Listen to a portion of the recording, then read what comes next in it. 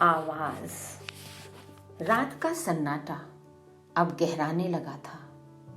दो राहों पर खड़ी अभिमन्यु की तरह चक्रव्यूह में फंसी मैं अधीर अशांत अपनी ही जद्दोजहद में धंसती जा रही थी।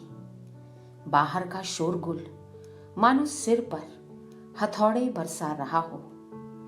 समझ नहीं आ रहा था अपनी उलझन को सुलझाने का रास्ता। क्या करूं, कैसे करूं?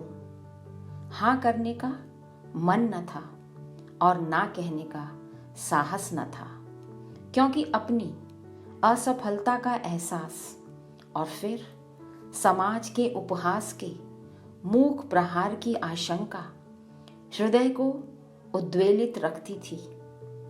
आज दुनिया की इस भीड़ में स्वयं को अकेला खड़ा पा रही थी। इस समय मेरी स्थिति उस हंस के समान थी जिसे देवव्रत ने अपने तीर का निशाना बनाया था। शत विक्षत पंखों से वो धरती पर गिरा आखिरी सांसें गिन रहा था। यकायक मेरे नेत्र ढूंढने लगे थे उस सिद्धार्थ को। कितना सही निर्णय लिया था उसने कि मारने वाले से बचाने वाला बड़ा होता है, श्रेष्ठ होता है। इसलिए हंस सिद्धार्थ का हुआ था। अब धीरे धीरे मेरा मन शांत होने लगा था। रात के अंधेरे में प्रकाश की एक किरण दिखाई देने लगी, मानो सूखी धरती पर वर्षा की पहली बौछार गिर रही हो। मुझे लगा मैंने कस्तूरी ढूंढ ली है, जिसके लिए मृग वन वन भटकता है।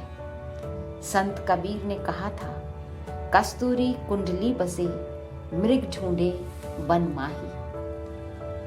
एक शांत विमुक्त सी आवाज मेरे कानों में गूंजने लगी। ये वो आवाज थी जिसमें मक्का और मदीना बसता है, जो गुरुवाणी है, जो शब्द है, गंगा की अविरल धारा है, जिसे समय और परिवेश का वास्ता नहीं, जो सत्य, शाश्वत और अटल है, जो हम सबके भीतर है। जरूरत है सिर्फ उसे पहचानने की, सुनने की। मेरी अंतरात्मा की उस पाक आवाज ने मुझे सिखा दिया कि युद्ध भूमि में पीठ दिखाकर भागने वाला वीर नहीं, कायर कहलाता है। नन्ही चींटी भी दाना लेकर बार बार चढ़ती और उतरती है। मानो मेरा खोया आत्मविश्वास जाग उठा। मेरा चेहरा अद्भुत नूर से दमकने लगा। मुझे मेरे प्रश्न का उत्तर जो मिल गया था।